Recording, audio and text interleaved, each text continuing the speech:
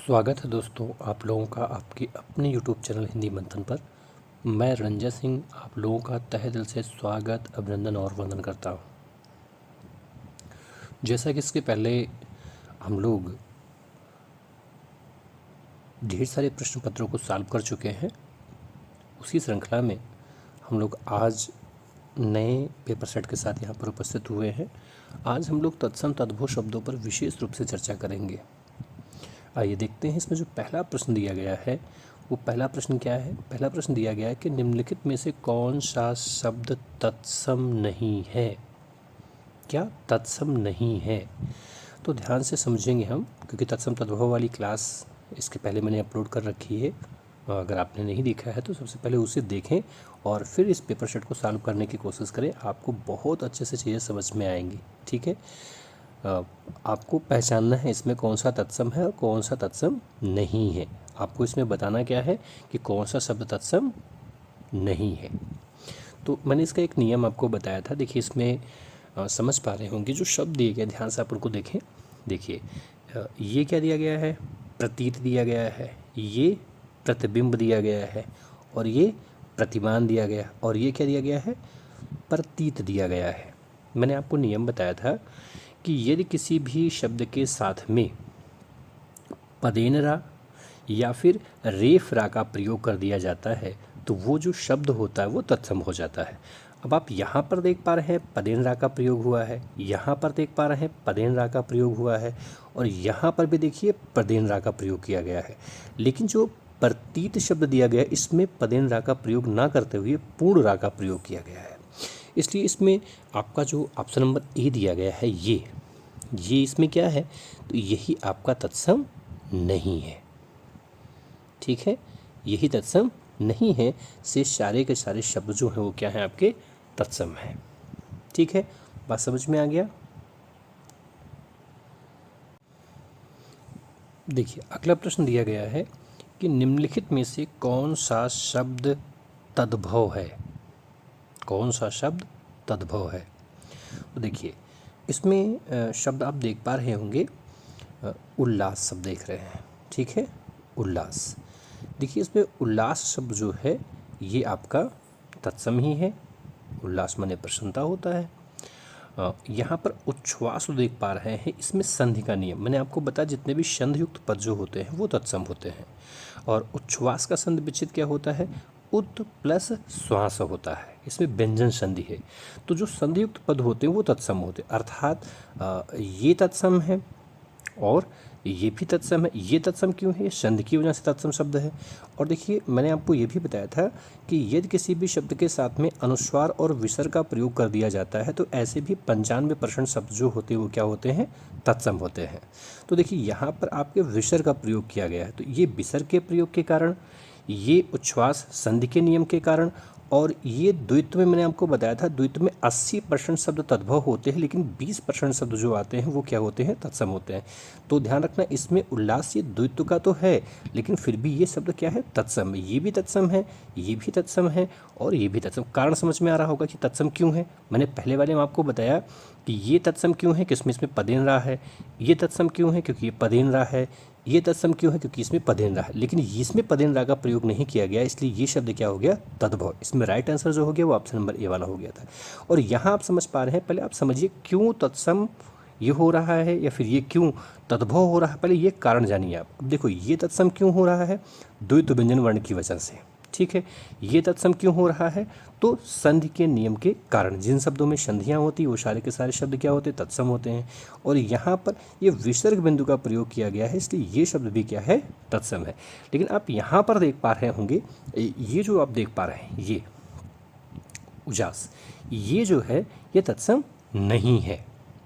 ठीक है, उजास मतलब क्या होता है? उजाला। ठीक, समझ में आया? देखो दोनों प्रश्न पेपर में आ चुके हैं। पहला जो प्रश्न आप देख पा रहे हैं ये देखिए कनिष्ठ सहायक परीक्षा 2020 में आया है, और ये भी देखिए कनिष्ठ सहायक परीक्षा 2000 कितने में आया है? तो ये भी आया है 2020 में। ठीक है, सब आए हुए प्रश्न हैं। अगला प्रश्न इसमें दिया गया, ध्यान से आप देखेंगे। अगला प्रश्न दिया गया है कि निम्नलिखित में से है ना। निम्नलिखित में से कौन सा शब्द तत्सम नहीं है? आपको क्या बताना भैया? तत्सम नहीं है। नहीं पर विशेष रूप से आप ध्यान रखेंगे, कब नहीं है कब हाँ है। तो इसमें नहीं, तत्सम नहीं बताना है, यानी कि तद्भव का रूप आपको बताना है। अब ध्यान से समझो, यहाँ पर आप देख पा रहे हैं कटि शब्द दिया गया है। कटि का अर्थ होता है कमर, ठीक है। तो कमर तद्भव रूप है और कट जो है वो तत्सम का रूप है, ठीक है। अब यहाँ पर देखिए ये दिया गया कृशकाय। कृशकाय मतलब होता है दुबला पतला, ठीक है। तो देखिए इसमें कृष शब्द में आप देख पा रहे हैं री की मात्रा का प्रयोग किया गया है ना। और यहाँ पर आप देखिए, यहाँ पर रा के रीफ का प्रयोग किया गया। अब नियम समझो, देखो ये तत्सम क्यों है? क्योंकि मैंने आपको नियम बताया था कि यदि किसी शब्द में री वर्ण का प्रयोग किया गया हो या फिर री वर्ण की मात्रा का प्रयोग किया गया हो तो वो शब्द जो होता है क्या होता है? तत्सम होता है। इसलिए ये शब्द क्या है? तत्सम है। अच्छा, ये तत्सम क्यों है? क्योंकि यहाँ पर रेफ वर्ण का प्रयोग किया गया, रेफ रा का प्रयोग किया गया। और मैंने आपको नियम बताया था कि यदि किसी भी शब्द में पदेन रा और रेफ रा का प्रयोग किया जाता है तो वे शब्द जो होते हैं क्या होते हैं? तत्सम होते हैं। अब इसमें आप समझ पा रहे हैं ये किशन शब्द दिया गया है। ये किशन शब्द इसमें क्या है? ये किशन शब्द ही इसमें तद्भव शब्द है। क्या है? तद्भव। क्यों है? क्योंकि किशन शब्द का जो तत्सम रूप होता है वो होता है कृष्ण, और यहाँ पर उसी ड़ा वर्ण का क्या हो गया है? ना हो गया है, ठीक है। क्या हो गया? ना हो गया है। जो ड़ा वर्ण होता है वो तत्सम शब्दों में प्रयोग में आता है और ना वर्ण जो है उसी का बदला हुआ रूप ये तद्भव शब्दों में प्रयोग किया जाता है। और ये प्रश्न भी आप देख पा रहे होंगे कि यह प्रश्न भी कनिष्ठ सहायक परीक्षा 2020 में आया हुआ है। अगला प्रश्न ध्यानपूर्वक देखेंगे। अगला प्रश्न इसमें दिया गया है कि निम्नलिखित में से कौन सा शब्द तद्भव नहीं है? देख पा रहे हैं प्रश्न दिया गया है कि आपको बताना है कि निम्नलिखित में से कौन सा शब्द तद्भव नहीं है। तद्भव नहीं है, आपको ये बताना तद्भव नहीं है। तो अब आप देखिए इसमें तद्भव यानी आपको तत्सम ढूंढना है। तो देखिए यहाँ दांत देख पा रहे हैं, आँख देख पा रहे हैं, ये दोनों तद्भव हैं। लेकिन क्यों तद्भव हैं? मैंने आपसे बताया था कि जिन शब्दों में चंद्र बिंदु का प्रयोग कर दिया जाए, चंद्र बिंदु का प्रयोग कर दिया जाए तो वो जो शब्द होते हैं वो तद्भव होते हैं। नियम मैंने बताया था जब मैंने तत्सम और तद्भव पढ़ाया था। तो तद्भव पढ़ाते समय मैंने नियम आपको बताया था कि यदि किसी शब्द में चंद्रबिंदु का प्रयोग किया गया हो या फिर द्विगुण वर्ण अड़ा अढ़ा का प्रयोग किया गया हो तो ऐसे अधिकांश शब्द जो होते हैं वो क्या होते हैं? तद्भव होते हैं। तो यहाँ चंद्रबिंदु के कारण ये तद्भव और यहाँ चंद्रबिंदु के कारण ये तद्भव है। लेकिन यहाँ पर आप देख पा रहे हैं कि ये तद्भव क्यों है? क्योंकि देखो कान का तत्सम रूप क्या होता है? कर्ण होता है। क्या होता है? कर्ण, इसलिए ये भी तद्भव है, ठीक है। इसमें लेकिन अधर शब्द जो देख पा रहे हैं यही अधर शब्द तद्भव नहीं है। आपका राइट आंसर क्या हो जाएगा? ऑप्शन नंबर बी हो जाएगा। समझ में आया? ऑप्शन नंबर बी तत्सम है। क्यों है? क्योंकि देखिए अधर का जो तद्भव रूप बनेगा वो ओठ बनेगा, ठीक है। अधर तत्सम और होठ जो है वो क्या है? तद्भव रूप है। ठीक, समझ में आया? अब अगले प्रश्न की तरफ हम लोग से देखो, ये प्रश्न भी आ चुका है कनिष्ठ सहायक परीक्षा 2020 में। सारे प्रश्न आए हुए हैं विभिन्न परीक्षाओं में, ठीक है। अब देखिए यहाँ पर अगला प्रश्न जो दिया गया, ध्यान से हम समझेंगे। अगला प्रश्न दिया गया है कि निम्नलिखित में से कौन सा शब्द तत्सम नहीं है? तत्सम नहीं है मतलब आपको इसमें तद्भव ढूंढना है, ठीक है। अब ध्यान से समझो, इसमें शब्द दिया गया है धृष्ट। अब धृष्ट में रा की रेख लगी है, मतलब क्या हो जाएगा भाई? री है ना, ये री की मात्रा के प्रयोग है धृष्ट में, और यहाँ पर भी री की मात्रा का प्रयोग है। तो मैंने आपको नियम बताया था कि यदि किसी शब्द में री वर्ण का प्रयोग कर दिया जाए या फिर री वर्ण की मात्रा का प्रयोग कर दिया जाए तो वो जो शब्द होते क्या होते हैं? तत्सम हो जाते हैं। इसलिए यह भी तत्सम है और यह भी तत्सम है। री की मात्रा के लगने के कारण ये दोनों क्या है? तत्सम है। अब देखिए यहाँ क्या दिया गया है?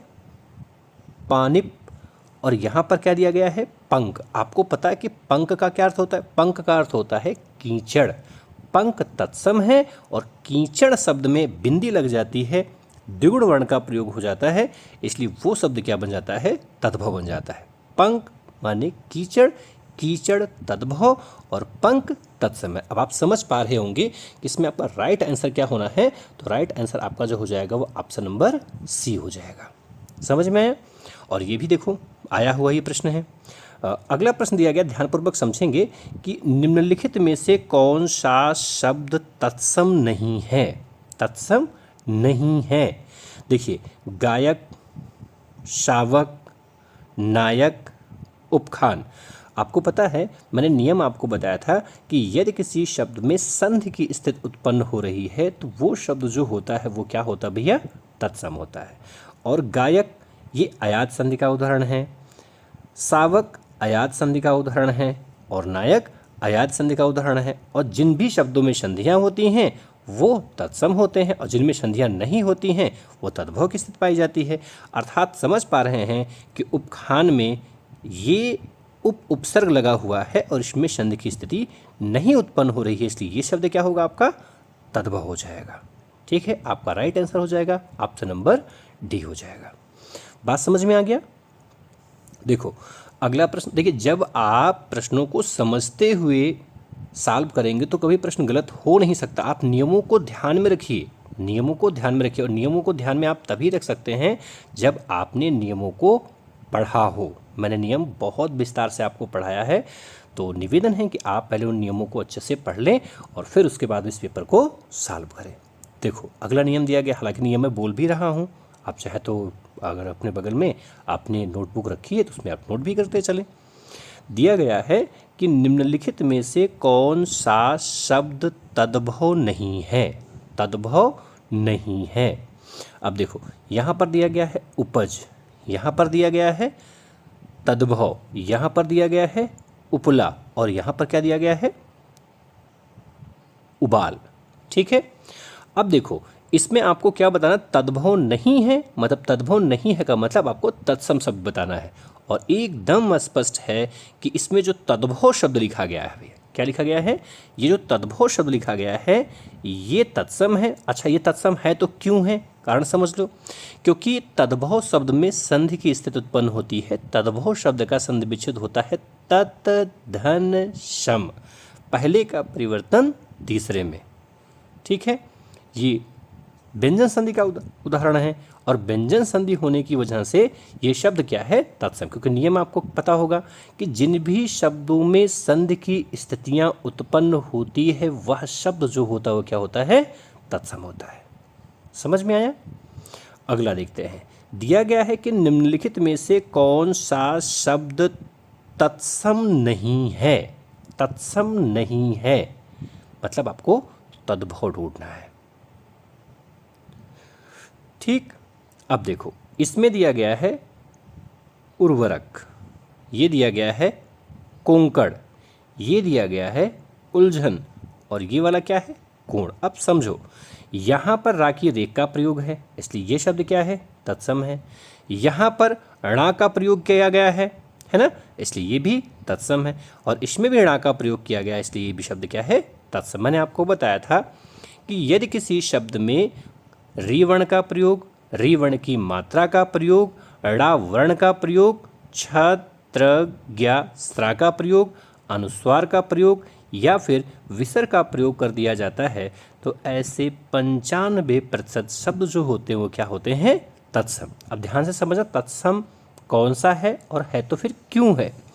मैंने आपसे बताया ना कि यहाँ पर रा की रेख का प्रयोग है। मैंने नियम बताया था कि पदेन रा और रेफ रा लगा हुआ जो शब्द होता है वो अधिकांशतः तत्सम होता है। इसमें रेफ रा का प्रयोग किया गया इसलिए ये क्या है?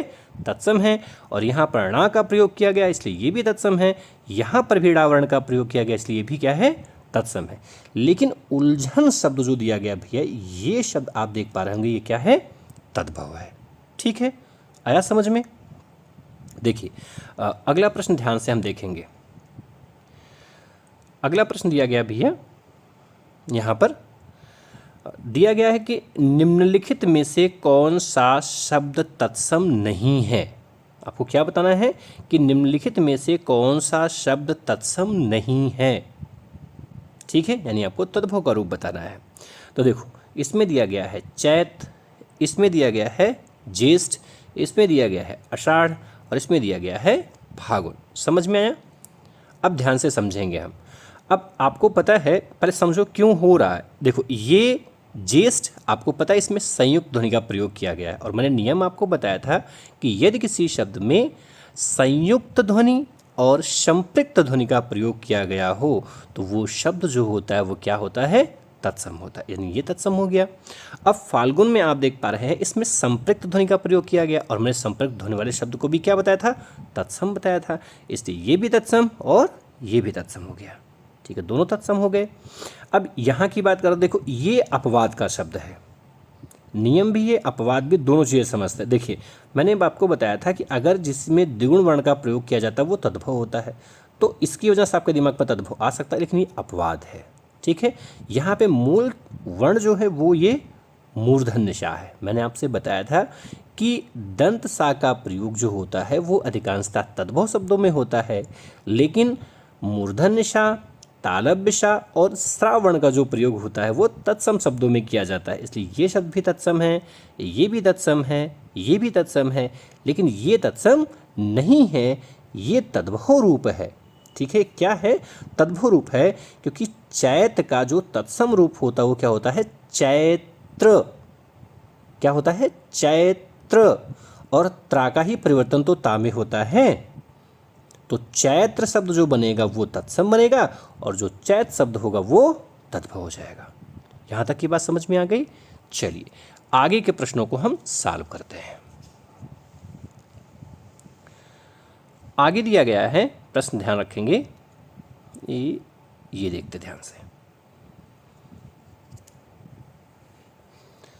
इसमें दिया गया है कि निम्नलिखित में से कौन सा शब्द तत्सम नहीं है, तत्सम नहीं है। अब ध्यान से समझेंगे। देखो यहाँ पर सब, देखो अपवाद का शब्द ये है। हम लोग गलती क्या करते हैं, हम लोग मानते हैं जो नर्क शब्द दिया गया है, नर्क, देखो ये अपवाद का है ना। हम मानते हैं कि जो नर्क लिखा रहता है, नर्क, ये तत्सम है, लेकिन ध्यान रहे बंधु ये तत्सम नहीं होता है। नर्क शब्द जो होता है वो, देखो नरक शब्द दिया गया, हम कह रहे हैं अधिकांश लोग इसमें गलती कर देंगे कि ध्यान नहीं देते। हम लोग नियम पढ़े हैं कि रेफ रा का प्रयोग जो होता है वो तत्सम होता है, लेकिन मैंने आपसे बताया था कि 95% ही ऐसा होता है, ये अपवाद है। नर्क शब्द तद्भव है और नरक शब्द जो दिया गया ये तत्सम का रूप है। ठीक है, यहाँ पर देखो रेफ का प्रयोग किया गया है और यहाँ पर संयुक्त ध्वनि का प्रयोग किया गया, इसलिए ये क्या है, तत्सम है, ये भी तत्सम है। खग माने पक्षी होता है, पर्यायवाची में भी पूछा जाता है, वैसे भी ध्यान रखेंगे ये तत्सम शब्द है। लेकिन इसमें जो भूमि शब्द दिया गया है ये शब्द आपका तद्भव है। क्या भैया, तद्भव शब्द है। ठीक है, अगला प्रश्न ध्यान से देखते हैं।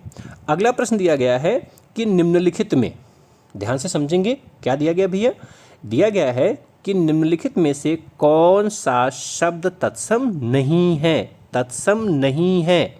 अब देखो इसमें पुष्प तो तत्सम होता ही है, सुमन तत्सम होता ही है, प्रसून तत्सम होता ही है। ठीक है, ये तीनों इसमें तत्सम तत्सम तत्सम, लेकिन इसमें जो पुहुप शब्द दिया गया भैया ये क्या है, ये तद्भव है, और इसी का तत्सम रूप क्या है, पुष्प। पुष्प तत्सम है, सुमन तत्सम है, प्रसून तत्सम है, लेकिन पुहुप शब्द जो है वो क्या है, तद्भव है। इसलिए right answer option number B हो जाएगा। संभवतः ये बात आपके समझ में आ गई होगी। अब हम लोग अगले प्रश्न को देखेंगे। अगला प्रश्न जो दिया गया है इसमें ध्यानपूर्वक समझेंगे। ये रहा अगला प्रश्न।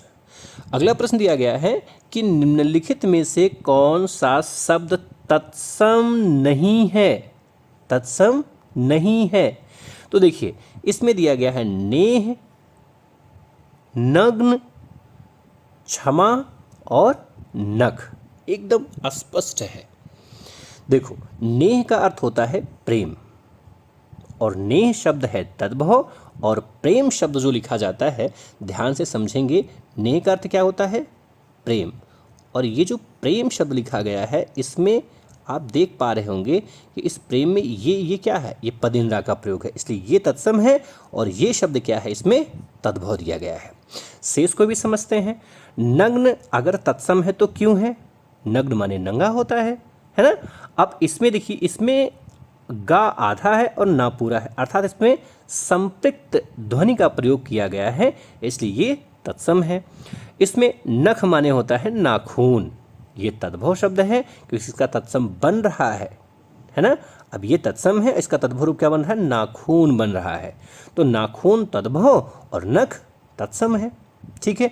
अब देखो क्षमा शब्द ध्यान से समझेंगे, क्षमा में छावर्ण का प्रयोग किया गया। नियम ध्यान से समझेंगे, मैंने आपसे बताया था कि यदि किसी शब्द में छ, त्र, ज्ञा, स्रा का प्रयोग किया गया तो तत्सम होता है, पदेन रा का प्रयोग किया गया तो तत्सम होता है, और संपृक्त ध्वनि का प्रयोग किया गया तो तत्सम होता है, और अगर संयुक्त ध्वनि का प्रयोग किया गया तो वहाँ पर भी तत्सम होता है।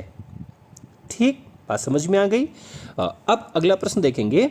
अगला प्रश्न दिया गया है कि निम्नलिखित में से कौन सा शब्द तद्भव नहीं है, तद्भव नहीं है। तो अब कौन सा तद्भव नहीं है, धरती दिया गया है, नेवला दिया गया है, दीपावली दिया गया और नाच दिया गया है। अब ध्यान से समझेंगे, दीपावली मैंने क्लास में आपको पढ़ाया है कि दीपावली में तो संधि की स्थिति होती है, दीप प्लस अवली बराबर दीपावली। और आपको नियम तो पता है, मैंने तत्सम तद्भव पढ़ाते समय आपको बताया था कि यदि किसी शब्द में संधि की स्थिति बन रही हो तो वो शब्द जो होता है वो तत्सम होता है। इसलिए दीपावली शब्द जो है वो तद्भव नहीं है, ये तत्सम शब्द है और इसका संधि विच्छेद होता है दीप प्लस अवली। दीप का अर्थ होता है दीपक और अवली का अर्थ होता है पंक्ति, और दीपावली के दिन हम लोग दीपकों की पंक्तियों को सजाते हैं, इसलिए ही उसका नाम दीपावली है। ठीक है। तो इसमें दीपावली शब्द जो दिया गया है भैया, ये तत्सम शब्द है, इसलिए ये तद्भव शब्द नहीं, ये तत्सम शब्द है क्योंकि इसमें संधि की स्थिति उत्पन्न हो रही है। अब देखेंगे हम अगला प्रश्न आपके सामने दिया गया, बहुत ध्यानपूर्वक इसको पढ़ेंगे और समझते हुए इसका आंसर देने की कोशिश करेंगे। दिया गया है कि निम्नलिखित में से कौन सा शब्द तत्सम है, आपको तत्सम बताना है। देखो माँ है और आपको देख पा रहे होंगे माँ पर चंद्रबिंदु का प्रयोग किया गया है और चंद्रबिंदु के प्रयोग के साथ वो शब्द क्या होता है, तद्भव। ये तद्भव हो गया। अब मछली शब्द है, मछली का जो तत्सम रूप होता है वो मत्स्य होता है, ये भी तद्भव हो गया। और केला का जो तत्सम रूप होता है वो क्या होता है, कदली होता है, इसलिए ये भी तद्भव हो गया। ये भी तद्भव, ये भी तद्भव, ये भी तद्भव। अब बचा क्या, अमूल्य। और अमूल्य में आप समझ पा रहे होंगे कि आधा ला और या यानी कि संपृक्त ध्वनि का प्रयोग किया गया है, और जिन शब्दों में संपृक्त ध्वनि का प्रयोग किया जाता है वे शब्द जो होते हैं क्या होते हैं, तत्सम होते हैं। रटो मत, रटो मत, समझो कि अगर कोई तत्सम हो रहा है तो क्यों हो रहा है और कोई तद्भव हो रहा तो क्यों हो रहा है। जब आपको कारण पता होगा तो पेपर को सॉल्व करने में आपको समस्या नहीं आएगी। और रटना गलत बात है, रटते नहीं, चीज़ों को हम केवल समझने की कोशिश करते, जितना बेहतर तरीके से समझेंगे उतना लाभ आपको मिलेगा। अगला प्रश्न दिया गया है कि जो शब्द संस्कृत भाषा में उत्पन्न या विकसित हुए हैं कहलाते हैं क्या, जाहिर सी बात वो तत्सम कहलाते हैं। भाई संस्कृत के वे शब्द जिनका रूप परिवर्तन नहीं हुआ, वो ज्यों के तो हिंदी में प्रयोग में आ गए, वो शब्द क्या होते हैं, तो वो शब्द हो जाते हैं तत्सम। तद्भव कौन से शब्द होते हैं, तो जो संस्कृत के शब्द पाल से, प्रकृत से, अभ्रंश से होते हुए उनका रूप बदल गया और हिंदी में आए तो उनको तो कह देते हैं हम तद्भव, अर्थात संस्कृत के बिगड़े हुए रूप को हम तद्भव कह देते हैं। ठीक है। और अर्ध तत्सम किससे कहते हैं, वे शब्द जो ना पूर्ण रूप में तत्सम हो और ना ही पूर्ण रूप में तद्भव हो उनको हम अर्ध तत्सम शब्द कहते हैं। और जो अर्ध तत्सम शब्द होते हैं वो प्राकृत भाषा के शब्द होते हैं। देशज किससे कहते हैं, तो देश में जन्मे शब्दों को हम देशज कहते हैं, लेकिन ये इसकी वास्तविक परिभाषा नहीं, मैंने देशज को भी बहुत विस्तार से पढ़ाया है। निवेदन है कि आप वहाँ उसको देखें और चीज़ों को समझें।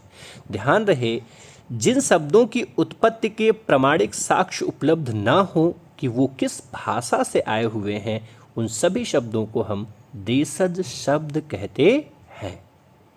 समझ में आ गया। चलो आगे की बात करते हैं। अगला प्रश्न इसमें दिया गया है, हम बहुत ध्यानपूर्वक इसे समझने की कोशिश करेंगे। शब्द दिया गया है इक्षु। इक्षु का अर्थ होता है ईख, और ईख का जो देशज रूप बन जाता है वो बन जाता है गन्ना। ठीक है, तत्सम, तद्भव और गन्ना देशज रूप बन गया। ठीक, आपको इक्षु का तत्सम ही बताना था, तो इक्षु का तत्सम ईख हो जाएगा। ठीक है, अब इसमें उल्लू का तत्सम उलूक हो जाएगा। अभिलाषा तो तत्सम है ही, और इच्छा का जो तत्सम रूप बनेगा वो बनेगा कामना या फिर अभिलाषा बन जाएगा, दोनों ही तत्सम रूप बन जाएंगे। अगला शब्द दिया गया है अट्टालिका का तद्भव रूप क्या होगा। तो भाई अट्टालिका का तद्भव रूप जो होता है वो क्या होता है, अटारी होता है। क्या होता है, अटारी। ये महल अटारी, तो है ना, गाना भी आपने सुना होगा। तो अटारी शब्द जो है वो तद्भव है, क्योंकि इन शब्दों का प्रयोग हम करते हैं, और हम जिन शब्दों का प्रयोग सामान्य बोलचाल की भाषा में करते हैं वो तद्भव शब्द होते हैं। इसका तत्सम क्या होता है, अट्टालिका होता है। कमरा का तत्सम रूप होता है कक्ष। क्या होता है, कक्ष। और हंसी का तत्सम रूप होता है हास, और कमर का तत्सम रूप होता है कटी। ठीक है, समझ में, नोट कर लिया आपने। कमर का कटी होता है, कमरा का कक्ष होता है, हंसी का हास होता है। ठीक है, अगला प्रश्न समझेंगे हम। अगला दिया गया है, ध्यान से देखेंगे। अगला दिया गया है कि निम्नलिखित में से कौन सा शब्द तद्भव है। आपको तद्भव बताना है। अब देखो, इसमें दिया गया है यौवन, या भी है वा भी है, तत्सम होगा। यहाँ पर या है, तत्सम होगा। यहाँ पर जीर्ण में एक तो ड़ा वर्ण है, दूसरे रेफ रा का प्रयोग किया गया, इसलिए ये भी तत्सम होगा। अब बचा क्या, जीभ। जीभ का तत्सम रूप होता है जिह्वा, इसलिए ये ही आपका राइट आंसर हो जाएगा। जिह्वा शब्द तद्भव है। यहाँ तक की बात समझ में आ गई। आज की क्लास यहीं तक। इसके आगे हम और ही भी तत्सम तद्भव शब्दों को देखेंगे, लेकिन वो नई वीडियो में देखेंगे। तब तक के लिए धन्यवाद। लेकिन जाने से पहले आपसे निवेदन करता हुआ जा रहा हूँ कि आप हमारे इस चैनल को लाइक करें, सब्सक्राइब करें, हमारे इस वीडियो को ज़्यादा से ज़्यादा लोगों के पास में शेयर करें, जिससे कि और लोगों को भी इसका लाभ मिल सके। हम नए वीडियो के साथ, नए प्रश्नों के साथ आगे फिर मिलेंगे। तब तक के लिए धन्यवाद।